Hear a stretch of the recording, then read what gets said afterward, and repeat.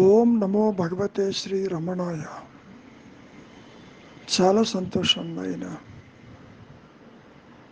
ముఖ్యంగా మహర్షుల వారిని దర్శించడానికి వచ్చిన వాళ్ళు చాలా విచిత్రమైనటువంటి యొక్క ప్రశ్నలు అడుగుతూ ఉంటారు. అసలు ఈ మానవ జీవితం యొక్క పుట్టుక యొక్క ప్రయోజనం ఏమిటి, ఈ పర్పస్ ఎందుకు అని ఒకసారి సూటిగా అడగటం జరిగింది. పర్పస్ అందులోనే ఉన్నది, నీవు విచారిస్తావని. నీవు ఈ దేహత్వ బుద్ధి కలిగి ఈ మాయలోకి వచ్చావు కదా, ఇది అసత్యమని గుర్తించటానికి ఒక అవకాశం నీకు ఏర్పడింది. ఇది రాలేదనుకో, మరి సత్యం ఒకటి ఉన్నదని, ఇది అనిత్యమని, ఇది అసత్యమని నీవు గుర్తించాలి. నీ సహజత్వం అంటే మరి ఇది కనపడితేనేగా. నీవు కాని దానితో నీ ఉనికిని ఏర్పరచుకున్నప్పుడే కదా సత్యాన్వేషణ జరిగేది. ఈ సందర్భంలో మహర్షులు వారు ఏమంటారంటే, ప్రతి ఒక్కరూ కూడా శిశువుగా జన్మించక తప్పదు. ఆత్మజ్ఞానం ముందు అన్నారు. ముందు అంటే స్వరూప జ్ఞానం ఎప్పుడూ ప్రకాశిస్తున్నప్పటికీ నీవెప్పుడైతే నీవు కాని దానితో నీ ఉనికిని ఏర్పరచుకుని ఒక పరిమితమైన వ్యక్తిగా, పరిమితమైన కర్తగా, పరిమితమైన జీవుడిగా మరి నిలిచి ఉన్నప్పుడే కదా సత్యమేది, అసత్యమేది, శాశ్వతమేది, అశాశ్వతమేది అనే ప్రశ్నలు తల ఎత్తేది. ప్రతి ఒక్కరి జీవితము వాసనాపూరితము, అందులో సందేహం లేదు. అసలు దేహాదులతోటి నీకు సంబంధం ఏమిటి, అవసరం ఏమిటి అని ప్రశ్నించుకున్నప్పుడు మరి కర్మలు చెయ్యటానికి, కర్మలు ఎందుకు చెయ్యాలి? కోరికలు తీరటానికి. కోరికలు ఎవరికి వస్తున్నాయి? నాకు వస్తున్నాయి. ఇంతకీ నేనెవరు? విచారం చెయ్యాలి అంటే ఇవన్నీ కనపడితేనే కదా. లేకపోతే విచారం ఎవరు చేస్తారు? దేనికోసం చేస్తారు? అసలు ఎందుకు చెయ్యాలి? ఈ సందర్భంలో కూడా మహర్షులు వారు చాలా సూక్ష్మాతి సూక్ష్మమైనటువంటి విషయాన్ని చెప్పడం జరిగింది. ఇప్పుడు ఉన్నటువంటి స్థితి నీకు తృప్తిగా లేదు కదా, అతృప్తితో ఉన్నావు. అందుకని తృప్తి కోసం నీవు తహతహలాడుతున్నావు. ఇటువంటి స్థితి ఏర్పడితేనే కదా సత్యాన్వేషణ జరిగేది. కనుక మాయ యొక్క ప్రయోజనమన్నా, పుట్టుక యొక్క ప్రయోజనమన్నా, ఈ జనన మరణాల యొక్క ఉద్దేశ్యమన్నా, అవస్థాత్రయములన్నా మనం ఎన్ని రకాలుగా చెప్పుకున్నా ఈ మాయలో, ఈ ద్వైతంలో సత్యాన్వేషణే ఈ సృష్టి యొక్క ఉద్దేశ్యమని తేలిపోతుంది. ఇప్పుడు ఇది బాగానే ఉందనుకున్నారనుకోండి, నువ్వేమీ విచారించక్కర్లేదు. When this present state of your existence as Jiva, as a limited egoistic individual, if you are happy with that, why do you want liberation? Why do you want the relief from the clutches and the bondages of the egoistic mind? By the by, who are you? నీవు దేహం అనుకుంటున్నావు, నిజానికి దేహం లేకుండా నువ్వు ఉన్నావు. ఆ ఉన్న సత్యమేదో నీవుగా ప్రకాశించి గుర్తించిన స్థితిలోనే నీవు దేహము కాదని, మనస్సు కాదని, ఇంద్రియాలు కాదని, బుద్ధి కాదని, అసలు నీవు ఏదీ కాదని, నేనుగా, అహంస్ఫురణగా, ఆత్మగా, జ్ఞానపూర్ణంగా నేను ఉన్నానన్న ఎరుకలో నీవు నిలిచి ఉన్న స్థితిని నీవెప్పుడైతే గుర్తిస్తావో అది నీ సహజత్వం కింద అన్యత్వము తల ఎత్తకుండా, అవస్థాత్రయములతో పని లేకుండా ఎప్పుడైతే నేనుగా నీవు నిలిచి ఉన్న స్థితిని నీ సహజత్వం కింద నీవు ఎప్పుడైతే గ్రహిస్తావో, ఆత్మగా, జ్ఞానపూర్ణంగా, అనంతంగా, పరిధులు లేక ప్రకాశిస్తూ ఉన్నావు కదా, ఆ విషయం నీకు తెలియటం లేదు.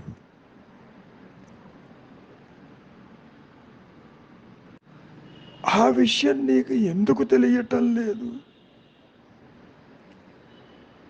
నీ మనస్సు పూర్తిగా ఇంద్రియాల వెంట, సంసారము వెంట, సంతానము వెంట, ఇంద్రియ భోగాల వెంట నీవు పరిగెడుతున్నావు. నీతో కలిపి నీవు చూస్తున్నదంతా సత్యమన్నటువంటి భావన చాలా తీవ్ర స్థాయిలో అది ఉండటం వల్ల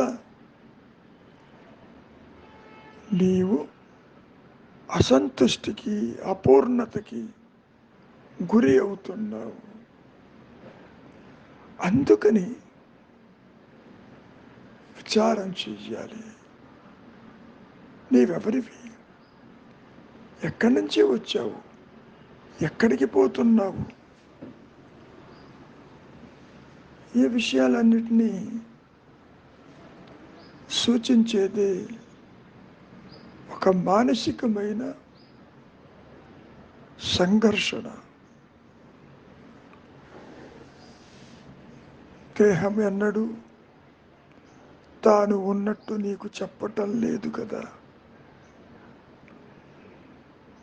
నీవు ఆత్మవై ఉంటూ నాకు తెలియదంటావు. దానికి మించిన ఆశ్చర్యకరమైన విషయం ఇంకేముంటుంది? ఇతరులను చూసినట్లు, దేహాదులు చూసినట్లు, ఇంద్రియ విషయాలని గ్రహించినట్లు నీవు ఆత్మని కూడా గ్రహించాలని అనుకుంటావు, తెలుసుకోవాలని అనుకుంటావు. నీవే ఆత్మవై ఉంటూ దేహాత్మ బుద్ధితో ఆత్మని తెలుసుకోవటం జరగదు కదా. అసలు ఉనికి లేనటువంటి అహంకారము సత్యమై, నిత్యమై, ఏకమై, అనంతమై నిలిచి ఉన్నటువంటి నీ సహజ స్థితిని, ఆ ఎరుకని ఏ విధంగా తెలుసుకుంటుంది? ఉనికి లేనిది తెలుసుకోగలదా? ఇది ఒక మాయాజనితము. అహంకారము అటు జడము కాదు, ఇటు చైతన్యము కాదు, నడుమ దేహ పరిమాణంలో అది ఉద్భవించినట్లుగా అనిపిస్తుంది, ఉంటుంది. ఎవరికి అనిపిస్తుంది? ఇదిగో ఈ మాయా నేనుకే అనిపిస్తుంది. దేహం పొర్రపాటును కూడా నేను అని అనదు. అదేవిధంగా ఆత్మ అంటే ఏమిటో నీకు తెలియదు. ఆత్మ అయి ఉంటూ, ఆత్మగా ఉంటూ, ఎరుకతో ఉంటూ, ఆ ఎరుకని మనోపరిధిలోకి తీసుకొని వచ్చి నీవు దర్శించాలని ఆశిస్తూ ఉంటావు. అది కుదరదు. మహర్షి చాలాసార్లు ద్వైత జ్ఞానమంతా అజ్ఞానమే, నీవు చూసే ఇంద్రియ వ్యాపారములు అన్నీ కూడా పరోక్ష జ్ఞానమే కదా. పూర్ణ జ్ఞానం ఎట్లా అవుతుంది? అసలు జీవుడే ఒక ఊహా వస్తువు, ఇమాజినరీ. అట్టివాడెవడూ లేడు. ఉన్నది ఎరుక మాత్రమే. మరి ఇప్పుడు ఇవన్నీ కనపడుతున్నాయి కదా నాకు. నిజమే, అవి వచ్చి నీకు చెప్పినయ్యా, అవి ఉన్నట్టు నీవు చెబుతున్నావు. అవి ఉన్నట్టు, అది కూడా నీకు బాహ్యంగా ఉన్నట్టు. చాలా విచిత్రంగా ఉంటుంది ఈ ద్వైత స్థితి. నేను ఉన్నాను అన్నటువంటి ఎరుక అది సత్యమై, నిత్యమై, ఏకమై, అనంతమై ప్రకాశిస్తూనే ఉన్నది. అయినప్పటికీ నాకు తెలియదంటావు. అది అంటే నీ సహజత్వము ఏ మనోపరిధిలోకి రాదు. మనస్సు కూడా ఒక సూక్ష్మదేహము. గతంలో మనం చెప్పుకున్నట్లు ఈ మాయా నేను, ఈ పిశాచము, ఈ లోయర్ సెల్ఫ్, ఈ అహంకారము స్థూల సూక్ష్మ కారణదేహములతో కలిసి ఉన్నట్టుగా భావించి ఆయా లోకాలను దర్శిస్తూ ఉంటుంది. ఇంద్రియాలకి భోగి అవుతుంది. వాసనలని, కోరికలని, బంధాలని మూట కట్టుకుని అవి మోసుకుపోతూ ఉంటుంది. ఎన్ని దేహాలు మార్చుకున్నా పునరపి మరణం, పునరపి జననం.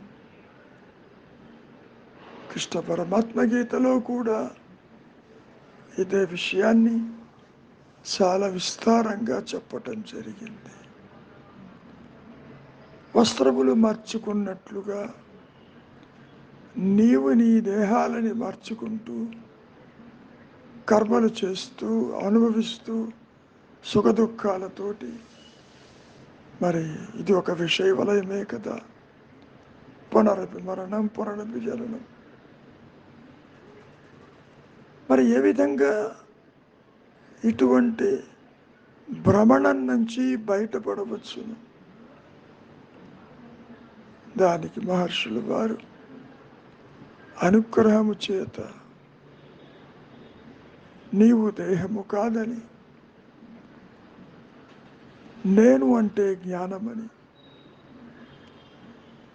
నీవు ఆత్మగా తెలుసుకుంటావే తప్ప దేహాత్మబుద్ధితో తెలుసుకునేది కాదని, అసలు ఆత్మని గుర్తించటానికి ఈ మాయలో, ఈ ద్వైతంలో, ఈ జాగ్రత్తావస్థలో ఏదీ లేదు. పరిమితమైన జీవుడు కానీ, దానికి సంబంధించిన జగత్తు కానీ, ఈశ్వర భావనలు కానీ, ఇవన్నీ కూడా ఎవరికి? మాయా నేనుకే. కాబట్టి నీవు చెయ్యవలసింది చేతనయింది ఊరక ఉండుటే. ఎవరు ఎవరిని మార్చలేరు.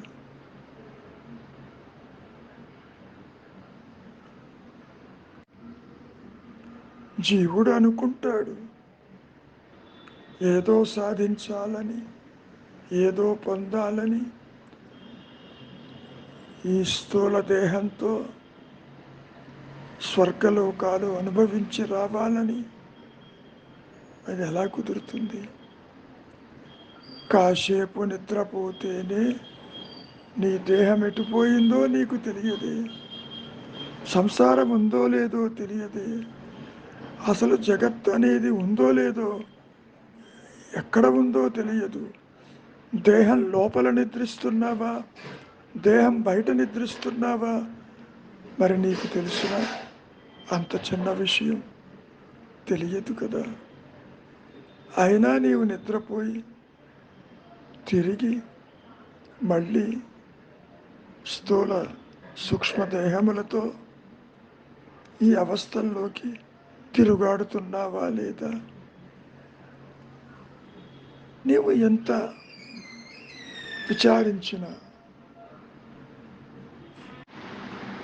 మనం ఇక్కడ ఎన్ని రకాలుగా చెప్పుకున్నా నేను పుట్టలేదు అనే విషయాన్ని మహర్షులు వారు నొక్కి వంకాణించారు. అంటే అసలు అహంకారానికే పుట్టుక లేదని, ఆత్మ వైపు నుంచి చూసిన అది ఎప్పుడూ ఒకే రీతిగా ఉంటుందని గ్రహించవలసిన విషయమే ఇక్కడ ప్రస్తావించారు. అంటే దేహాత్మబుద్ధి ఉన్నంత వరకు, పరిమితమైన ఈ అహంకారము ఉన్నంత వరకు వాసనలు వెంటాడుతూనే ఉంటాయి. కోరికలని, బంధాలని, జగత్తు సత్యమని, ప్రదేశాలు ఉన్నాయని, ఇతరులు ఉన్నారని, నాకు ఈ ప్రపంచంలో దాన్ని సరిదిద్దే బాధ్యత ఉన్నదని. ఒకటి కాదు. ఇది ఎట్లా ఉంటుందంటే, ఒక కళలో ఎన్నో రకాలైనటువంటి విషయాలని దర్శిస్తున్న జీవుడు ఆ సూక్ష్మదేహంతో మరి బయటికి వచ్చాక, మెళుకు వచ్చాక, ఈ జాగ్రత్తావస్థకు వచ్చాక కళలో కనిపించిన వాళ్ళు నీతో పాటు వస్తారా? వారు రారు కదా అంటూ ఎదురు ప్రశ్న వేశారు మహర్షులు వారు. మరి ఇవన్నీ ఏమిటండి? నీ ఆలోచనలు.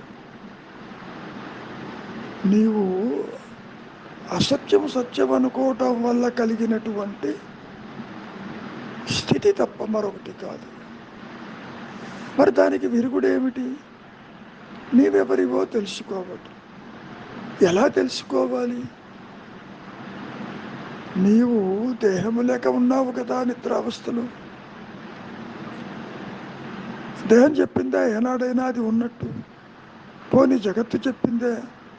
ప్రదేశాలు చెప్పాయా? నీవనుకునే తల్లిదండ్రులు చెప్పారా? సంసారం చెప్పిందే?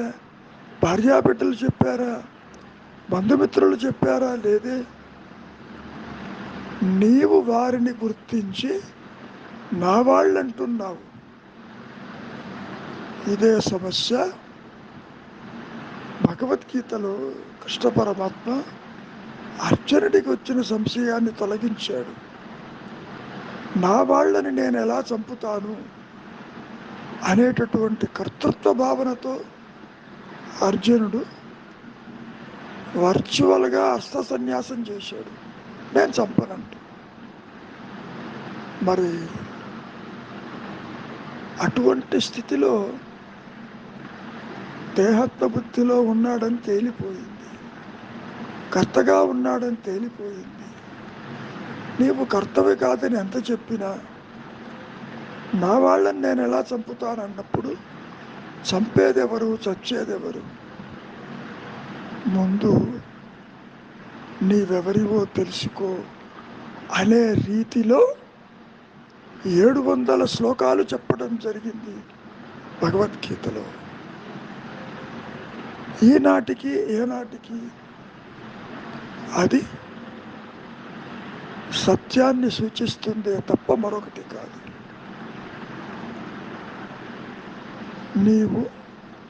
నీవుగా నిలిచి ఉన్నావు, కానీ అసత్యం సత్యం అనుకుంటున్నావు. దేహం ఎప్పుడైనా చెప్పిందా నీకు దేహం ఉన్నట్టు? నీవు చెబుతున్నావు ఈ దేహము నాది అని.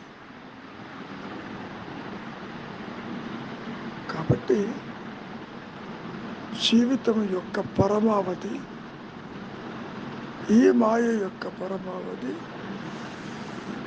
ఈ అసత్యపు పుట్టుక యొక్క పరమావధి నీవుగా నీ సత్యస్థితిలో నిలిచి ఉన్నావు ఆల్రెడీ. ఇక్కడ ఉండుటే అంటారు మహర్షుల వారు. కొత్తగా ఏది రాదు. ఇది పోతే స్వరూప జ్ఞానం వస్తుందనుకోవటం పొరపాటు. ఎందుకని? లేనిది ఎలా పోతుంది? ఉన్నది కొత్తగా రాదు, లేనిది పోదు.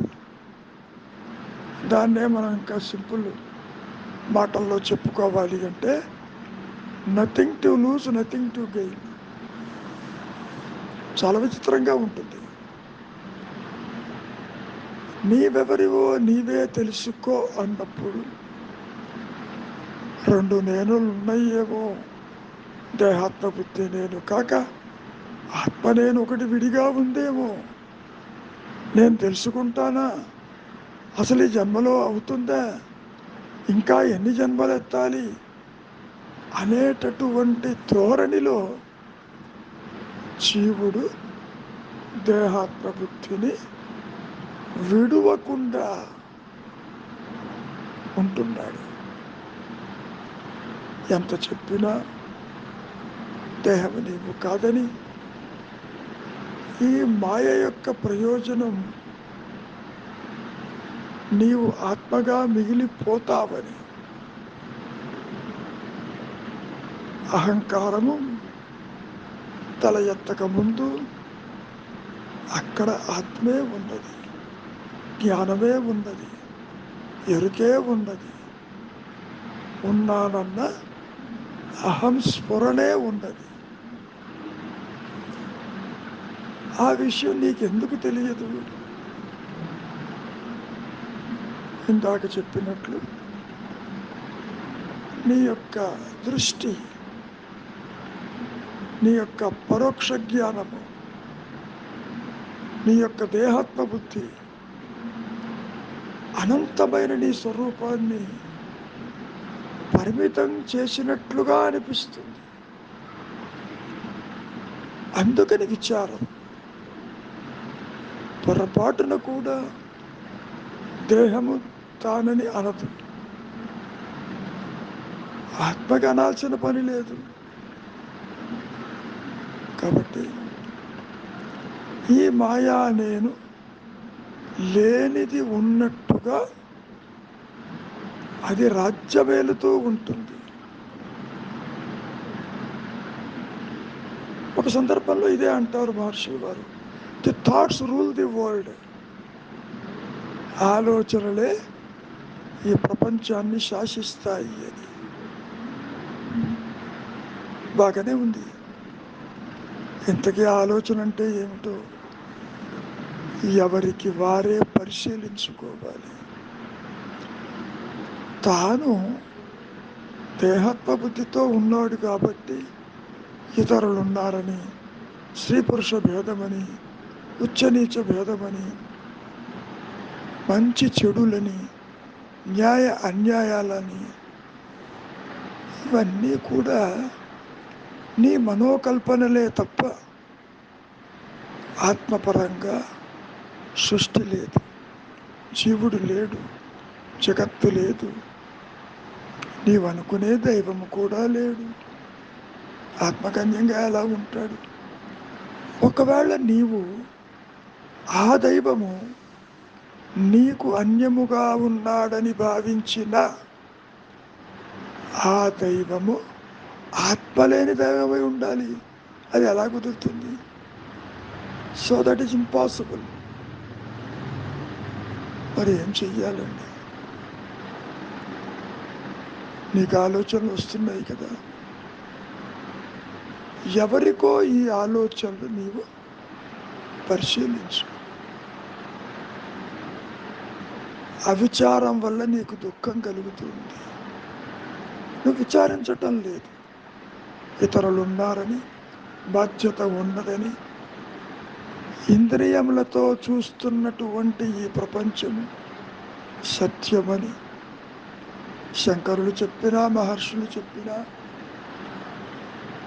ఒకే విషయాన్ని పలుమార్లు వర్ణించిన జగత్తు సత్యమైతే నీవు నిద్రపోతుంటే జగత్తు ఎందుకు కనపడదు నీకు? నీ సంసారమే సత్యమైతే మరి అదెందుకు కనపడదు? నీవనుకునే ప్రదేశాలు సత్యమైతే అవెందుకు నీకు కనపడవు? సో చివరిగా తేల్చింది ఏమిటి? ఇవన్నీ నీ ఆలోచనలు. అదే ఆదిశంకరులు కూడా చెప్పినటువంటి అమూల్యమైనటువంటి మాటలు. పుట్టుక ఆలోచన, మరణం ఆలోచన, జగత్ ఆలోచన, ఇతరుల ఆలోచన. మరి మొట్టమొదటి ఆలోచన ఏమిటో తెలుసా అండి? నేనంటే దేహము. ఈ దేహాత్మ బుద్ధి జనించిన తరువాతనే మనస్సులో ఈ వాసనాపూరితమైనటువంటి విషయాలు ఆలోచన రూపేణ బహిర్గతమవుతాయి. కోరికలని, బంధాలని, రాగద్వేషాలని, వారున్నారు వీరున్నారని, వారేమనుకుంటారో అన్న భయంతో కూడా చాలామంది ఈ మాయలో చిక్కి శల్యమైపోతూ ఉంటారు. ఇంతకీ జీవుడి యొక్క ధర్మం ఏమిటో తెలుసా? ఆత్మగా మిగిలిపోవటం. కృష్ణ పరమాత్మ కూడా ఇదే విషయాన్ని స్వధర్మమని, పరధర్మం అంటూ చెప్పుకొచ్చారుగా.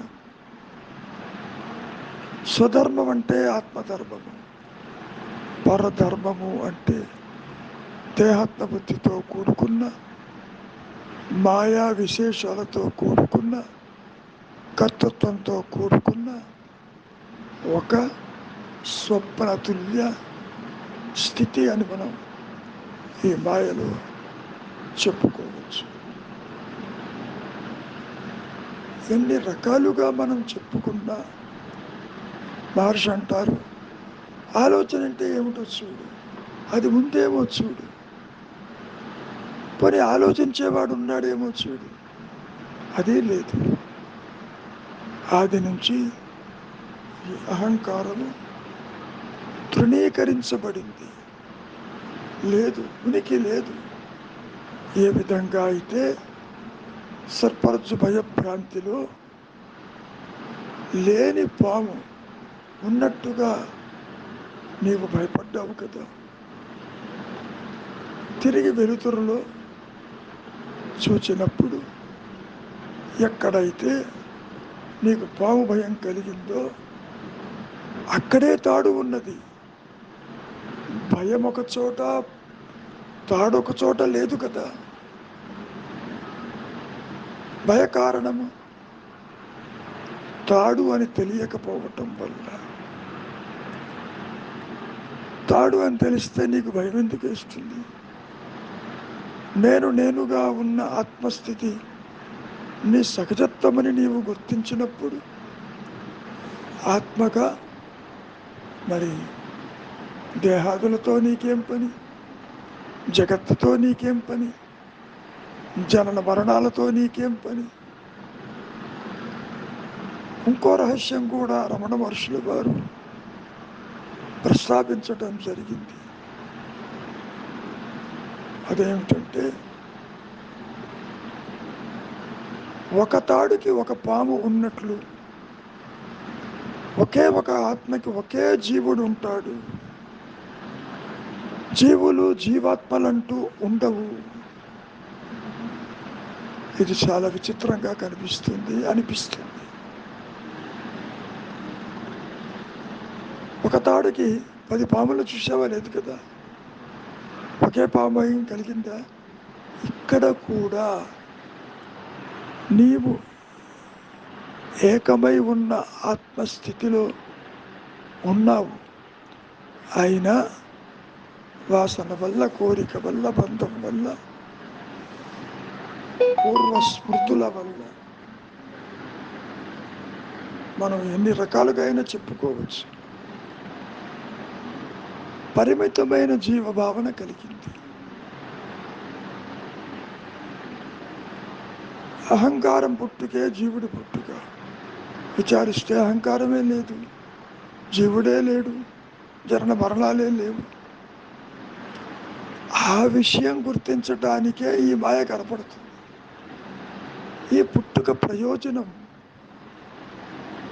ఇది అసత్యమని, సత్యము ఆత్మేనని, ఆత్మ ఎదుట అసత్యము నిలవలేదని, అవస్థాత్రయములు ఉండవని, సృష్టికి అవకాశమే లేదని నీకు నీవే గ్రహిస్తావు. ఇంకో విషయాన్ని చాలా సుస్పష్టం చేశారు మహర్షులు గారు. ఈ ఆత్మజ్ఞానం అనేది, స్వరూప జ్ఞానం అనేది పవిత్ర గ్రంథాలలో ఉండదు. నీవనుకునే ఏ గురువైనా నీకు అందించడు, ఇతరుల నుంచి రాదు, ఆకాశం నుంచి ఊడిపడదు. మరి ఎట్లాగండి? అనుగ్రహము చేత. అనుగ్రహం అంటే ఆత్మే. దానంతటా అది ప్రకాశించిన స్థితిలోనే జీవుడెక్కడ, జగత్తెక్కడ, జనన మరణాలెక్కడ, అవస్థాత్రయములెక్కడ? మరి ఇవన్నీ కూడా అదృశ్యమైపోతున్నాయిగా. ఈ విషయాన్ని గ్రహించవలసిన అవసరం ఎంతైనా ఉంది. ఎప్పుడైతే నీవు నిద్ర లేవగానే ఇది అసత్యము అన్న భావన నీకు తల ఎత్తటం లేదు. నాకు బాధ్యత ఉన్నదని, నేను చేయకపోతే ఎవరు చేస్తారను, ఇది నాది అను, నేను చేస్తున్నానను అనే మాయ అనే ఊబిలోకి కూరుకుపోయి ఉన్నాడు ఈ మాయా నేను. మరి ఎలా బయటపడతాడండి? సత్సంగము చేత, సత్పురుషుల సాంగత్యము చేత, సద్గ్రంథ పఠనము చేత. ఒకటి కాదు, సత్ నేను ఉన్నానన్న జ్ఞానము ఈ జీవుడిలో మార్పు తీసుకొస్తుంది. మార్పు తీసుకొచ్చి ఈ జీవభావాన్ని పూర్తిగా మట్టుపెట్టి తనకు తానుగా ఆత్మ ప్రకాశిస్తుంది. అంతేకాని దేహాత్మ బుద్ధిని అట్టిపెట్టుకుంటూ నీవు సత్యాన్ని దర్శించాలి అంటే అది కుదరదు.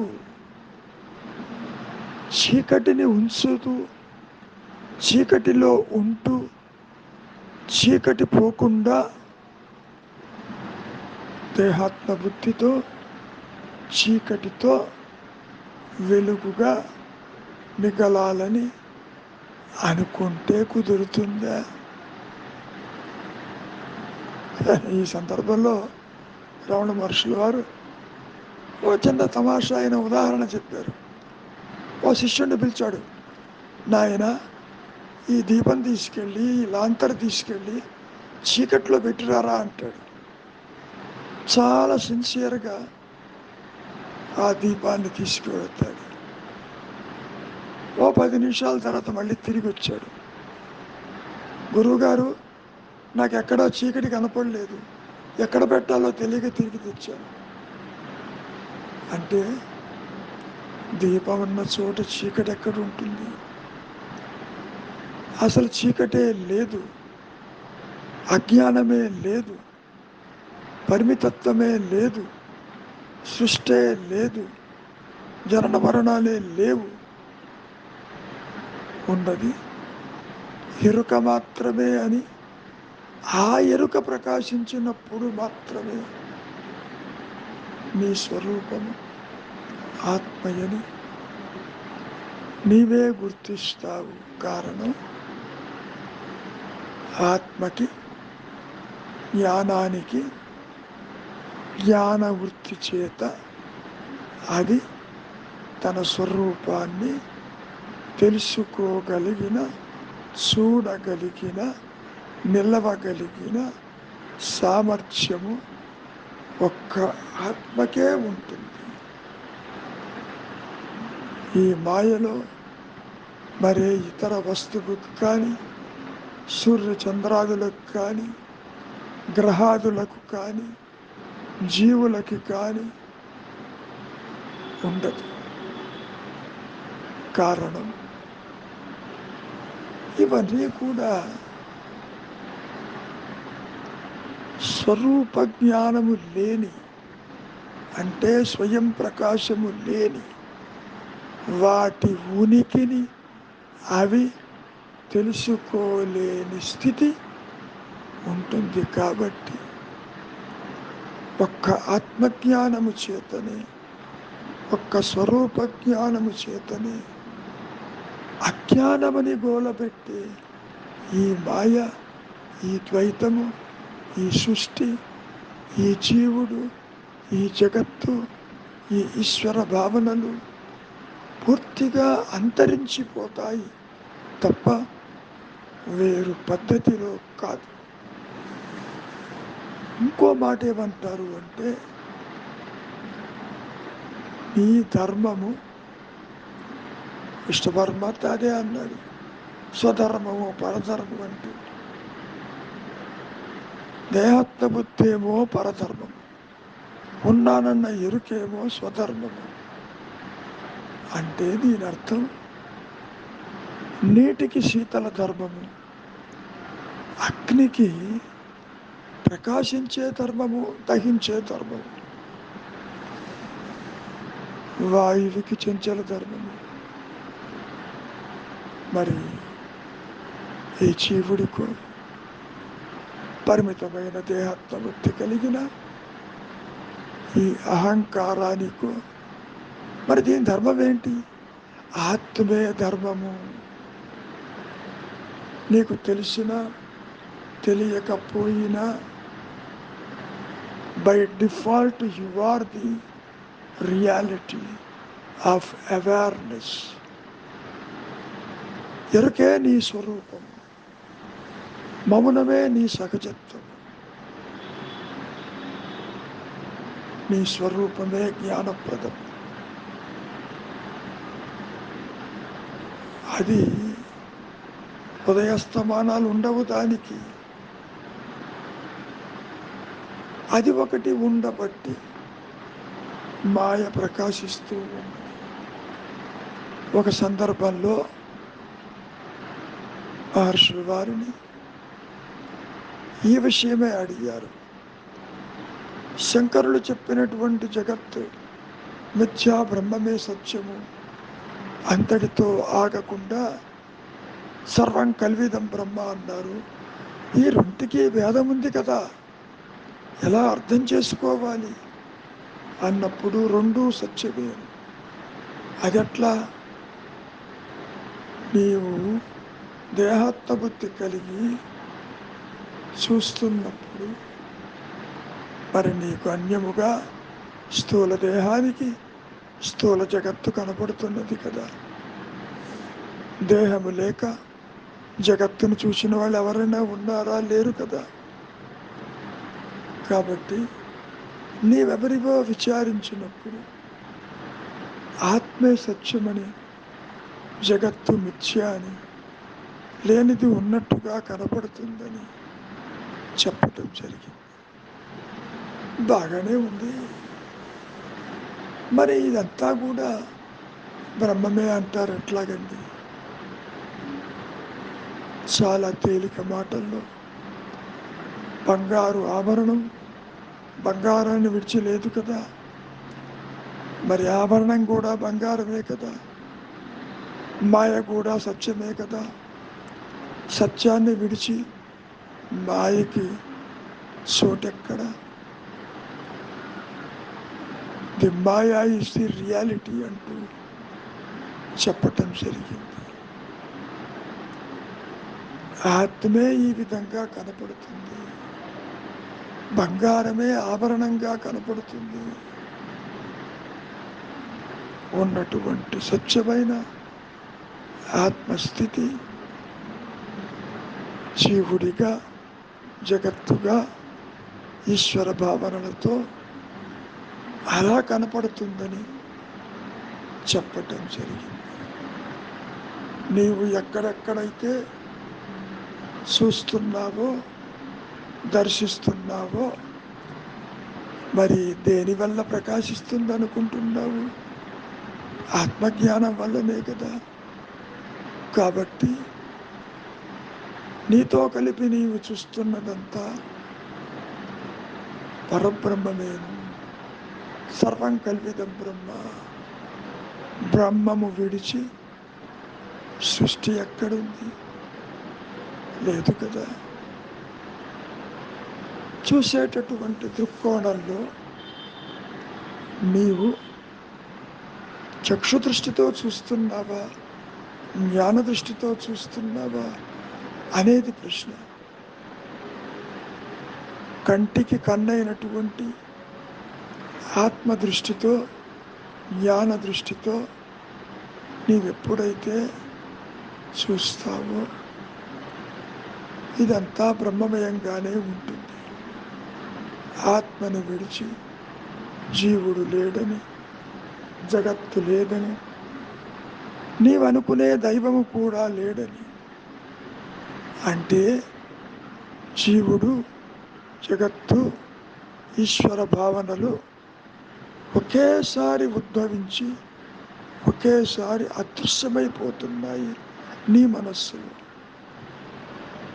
చివరికి ఏమైంది? ఆలోచన లేని మనస్సు,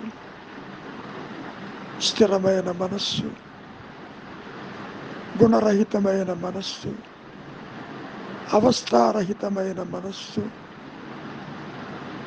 అదే శుద్ధమై శుద్ధ సత్వమై నేను ఉన్నానన్న ఎరుక ఈ మనస్సులోనే కదా ప్రకాశించేది. మనస్సు వేరు, ఆత్మ వేరు అంటూ ఎక్కడ ఉన్నది? ఉన్నది ఒకటే నేను. మరి లేనిదో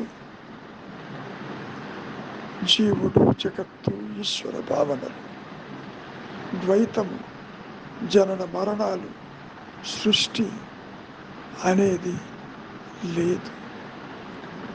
దీనికి కారణం నేను సృష్టిని చూస్తున్నాను అంటావు. ఈ నేను యొక్క సత్యత్వం ఏమిటి? నిజంగా ఆ నేను గనక ఉంటే, అహంకారమే జనించి ఉంటే, చిత్ జడ గ్రంథి అని తల ఎత్తి ఉంటే, మరి నీతో కలిపి నీవు చూస్తున్నదంతా సత్యంగా ఉండాలి. మరి విచారిస్తే అట్టి నేను తల ఎత్తలేదు. అసలు ఆత్మ దేనితోనూ కలవలేదు. మనం చెప్పుకునే ఈ అహంకారము, ఈ చిచ్చడ గ్రంథి, ఇది ఒక ఊహాజనితము. ఏనాడైనా ఆత్మ దేనితో అన్నా కలిసిందా? ఇక్కడ అహంకారమే కలవలేదు. నా దేహం, నా సంసారం అంటున్నావుగా, ఇదే కలవకపోతే ఆత్మలా కలుస్తుంది? పూర్ణ జ్ఞానమందు అజ్ఞానానికి కానీ, ద్వైతానికి కానీ, జనన మరణానికి కానీ అసలు తావు లేదు అని గుర్తించు. అదే జీవిత పరమావధి. అంతేకాని దేహాత్మ బుద్ధితో ఏ స్వర్గలోకాలికో, ఏ ఆకాశం పరిధులు దాటి ఎక్కడికో వెళ్ళి దేనినో దర్శించి తిరిగి రావటం కాదు సుమా. కనుక నేనుగా ఉండటానికి ఈ మాయ ఈ విధంగా కనపడుతుంది. దేహాత్మ బుద్ధి జనించినప్పుడు మాత్రమే. లేకపోతే వెలుగు పడుతూ ఉంటే నీవెప్పుడూ తాడుగా కాక పావు భయం కలుగుతుందా? నీకు కలగదు కదా. ఇక్కడ కూడా నేను ఉన్నానన్న జ్ఞానము ప్రకాశిస్తున్న స్థితిలో మరి జీవుడెక్కడ, జగత్తెక్కడ, ఈశ్వర భావన ఎక్కడ? ఇవన్నీ అదృశ్యమైపోతున్నాయిగా. మరి ఇవి ఉండి అదృశ్యమవుతున్నాయా? అసలు సృష్టే లేదా? సృష్టి లేదు. ఉండి అదృశ్యం అవటం కాదు, లేనిది ఉన్నట్టు కనపడుతుంది. ఒక పోస్ట్ గోస్టుగాను, ముత్యపు చిప్పలో వెండిగాను ఇలా చెప్పుకుపోతూ ఉంటే అంతంటూ ఉండదు. అసలు ద్వైత జ్ఞానము తల ఎత్తుతున్నది అంటేనే మాయ ఆవరించినట్లు లెక్క. ఒక సందర్భంలో మహర్షినే అడిగారు, నా ఆత్మని నేను ఎలా తెలుసుకుంటాను? రెండు నేనులైతే లేవు కదా. ఒక నేను ఇంకో నేను తెలుసుకోవటం ఎలా కుదురుతుంది? కనుక నువ్వు నిశ్చలంగా ఉన్నప్పుడు నీకు అన్యత్వము తల ఎత్తకపోతే నీవుగా ఉన్నానన్న ఎరుకలో అఖండంగా పరిధులు లేక జ్ఞానమయంగా నిలిచి ఉన్న స్థితే లిబరేటెడ్ స్టేట్, సెల్ఫ్ రియలైజేషన్. అది ఆత్మకేను, జీవుడికి కాదు. మనం ఎన్నోసార్లు చెప్పుకున్నాం, జీవభావంతో ఆత్మని గుర్తించటం కుదరదు. కారణం జీవుడు ఒక ఇమాజినరీ, ఒక ఫ్యాంటమ్, ఒక పిశాచం అన్నారు రమణ మహర్షులు వారు. కనుక నాయన, ఈ జీవితం యొక్క పరమావధి, ఈ పుట్టుక యొక్క ధ్యేయము, ఇది అసత్యమని, సత్యము ఆత్మేనని నీకు నీవుగా నిలిచి ఉండుటే దీని యొక్క ధ్యేయం. అంతేకాని ఎవరినో సవరించాలను, అందరిలో మార్పు తేవాలను, తమ సిద్ధాంతాలని అందరికీ పంచిపెట్టాలను, అన్యమతస్థులు ఉండకూడదను, వారిని మన మతంలోకి మార్చాలను, ఇటువంటి శుష్క ప్రయత్నాలు వ్యర్థములని గుర్తించండి. సత్యమన్నది మతానికి అతీతము. మతము పూర్తిగా మానసిక అభిమతమే తప్ప మరొకటి కాదు. నీవు ఎంచుకున్నటువంటి మార్గమే మతం. ఏ మతములోనూ సత్యాన్ని గురించిన విషయం లేనే లేదు. ఈ మతం పుచ్చుకుంటే ఆత్మప్రకాశం అవుతుందా, ఆ మతం స్వీకరిస్తే అవుతుందా అని తర్జన భర్జనలు పడుతూ ఉంటారు ఈ మాయలు జీవులు, పూర్తిగా అజ్ఞానం వల్ల. అసలు విషయం సత్యము మతానికి అతీతము, వాక్కులకు అతీతము, అవస్థలకి అతీతము, ద్వంద్వానికి అతీతము, ద్వైతానికి అతీతము. అటువంటి అతీతమైనటువంటి సత్యస్థితే నేను అని నీవు గుర్తించటానికి ఈ మాయ ఈ విధంగా కనపడుతుంది. అన్య చింతన తల ఎత్తినప్పుడు. అందుకని ఏమంటున్నారు మహర్షుల వారు?